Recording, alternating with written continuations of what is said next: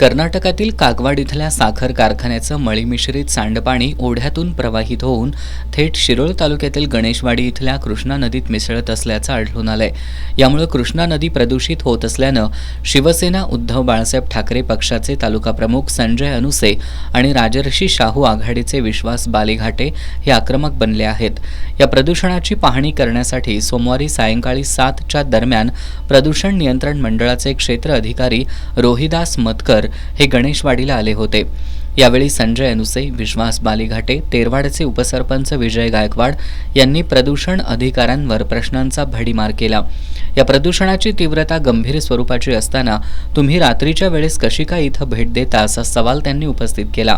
यावेळी उपस्थित वंचित बहुजन आघाडीचे संदीप कांबळे, संभा साळुंखे यांनीही कृष्णा नदीत कशा पद्धतीने सांडपाणी मिसळतंय याची सविस्तर माहिती रोहिदास मतकर यांना दिली.